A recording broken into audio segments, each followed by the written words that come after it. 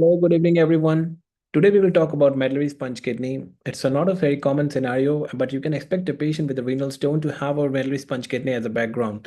And so we must be having some idea about the history of medullary sponge kidney. When was it first discovered? So it was first discovered by Leonard Deci. He's a radiologist who published his work in an abstract, and then but it was not discovered to the rest of the world until Kashi and Rishi. They made it more prominent to the rest of the world, and the disease is known as it ideally is known as Lennox-Gastaut Kashi and Ritchie disease. Okay, and this publication it gives a very good history of the detail of the medullary sponge kidney. But what we should know is it's a discovery by the radiologist, urologist, and the pathologist all together. And that's how the whole we should know about the pathology of the disease, what are the urological presentations, and about the radiological diagnosis. Okay, now, if you look at the embryology, so the common embryological theory behind it is because of the interaction between the ureteric bud and the metanephric blastema. There is some disruption of the interaction of the metanephric blastema with the ureteric bud. Okay, this happens under the influence of RET and GDNF factors. So this is the metanephric blastema, and this is the ureteric bud. The receptor for the interaction is present. RET is present on the ureteric bud, and GDNF is on the metanephric blastema, and they are supposed to interact. And this interaction gives rise to the formation of a continuation between the collecting system. This is the collecting system from the collecting tubules onwards, and this is the nephrons till the distal tubules is formed by the metanephric blastema. Okay, so the medullary sponge disease is mainly a disease of the intramedullary collecting ducts. If you just look at this nephron arrangement in the background of the or in the structure of the kidney, then these nephrons have got a cortical part and have got a medullary part. These nephrons, the cortical part are all normal. Everything is good from the proximal tubules, the loop of Henle, the distal tubules, everything is normal. But the medullary collecting parts, also known as intramedullary collecting ducts, there is a problem with the intramedullary collecting ducts. What the main problem, the main pathogenesis in the medullary sponge kidney is this intramedullary collecting ducts. There are multiple dilatations in the intramedullary collecting ducts. These dilatations are known as the ectasias. So this is normal, okay? So what happens in a medullary sponge disease is there are dilatations in the intramedullary collecting ducts. These are known as the ectasias, duct ectasias. And we know that these collecting ducts are supposed to drain from the papilla of the kidney into the calyces. Okay, so this side is the calyces. So this disease is also known as a pre-calyceal ectasia. Precalcial ectasia because it's a disease of the intramedullary collecting ducts, the and proximal to the calyces there is ectasia, and so it gives appearance of a cyst in an image, but actually it's not a cystic disease. It's a dilatation of the collecting ducts where there is stasis of the contrast. If you do an imaging, there is stasis of the urine normally, and this stasis will give light to the pathology, which can be infection, which can be stone. So the main problem is the dilatation of these ducts, which gives rise to a cyst-like appearance in imaging and gives rise to stasis, which leads to a lot of symptoms in these patients. Okay, so why does this happen? Because of the disruption of the interface between the metanephric blastema and the ureteric bud. So there has to be a uniform interface between the two to form this, so that the whole collecting system is normally developed. So the GDNF red interaction is not normal, it's disrupted, and that leads to this medullary sponge kidney disease. Okay, now one more thing. So just the same thing, let us try to apply on the background of the kidney structure. So this is the nephron, if you can appreciate this. So this is the proximal convoluted tubules, this is the loop of Henle, and then there are the collecting ducts. These are the cartilary collecting ducts, these are the medullary collecting ducts. Now in the medullary collecting ducts, you find there are dilatations, or there are cystic dilatations or ectasias, and this ectasias gives the appearance of a sponge-like appearance. So it's as if the medullary have been squeezed and released. So it gives an appearance of a sponge-like kidney. The medullary part appears like that, and that's why it is known as a sponge kidney. And then this whole thing is supposed to go and collect into the minor calyces and the major calyces. So that is why it is known as the precalicial ectasia. Okay. Now, what is the problem? We'll just correlate this later on with the IVP finding. But then, why are these patients more prone to develop the stones? Now, if you go through the literature, the basic it's a very common fundamental principle.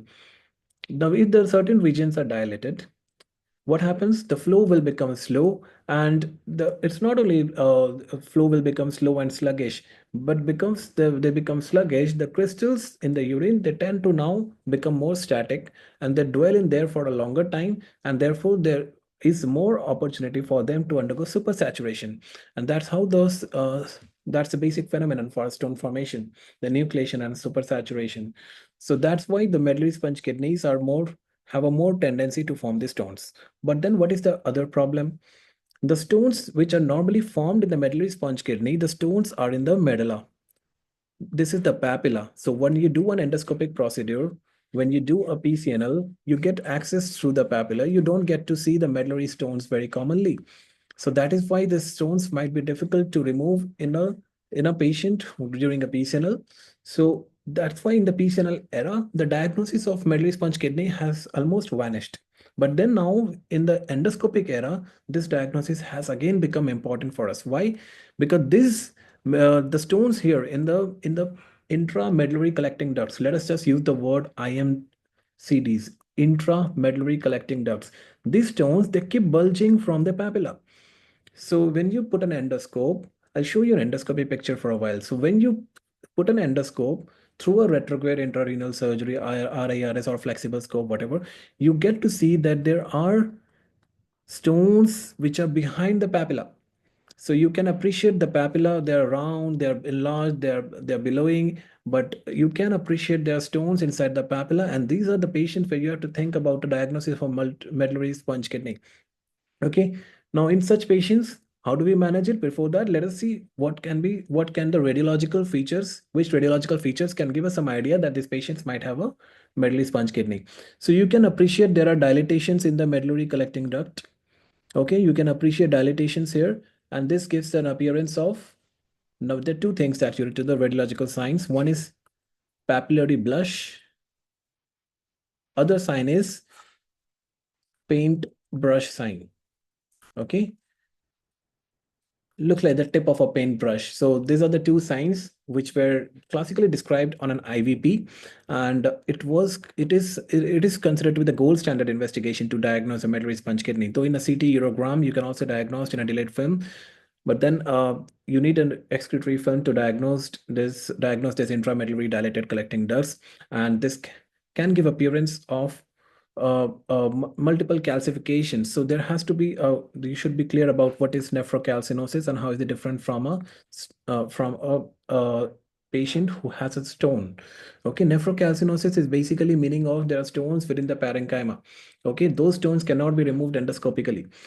The When you have stones in the intramedullary collecting ducts, those stones can be accessed through the collecting system, but then in a the parenchymal calcification, they cannot be accessed through the neph- uh, through the uh, through the collecting system.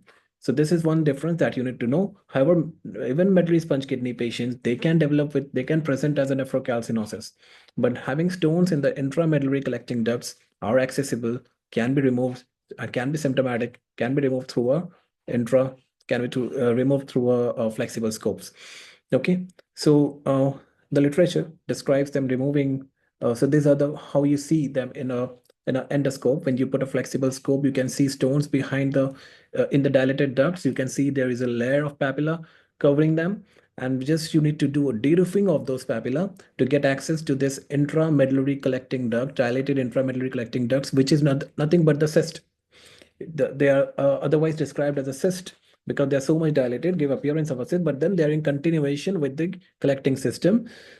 So it's better to use the word intramedullary collecting ducts are dilated rather than the word cyst in a spongy disease, in a sponge kidney disease.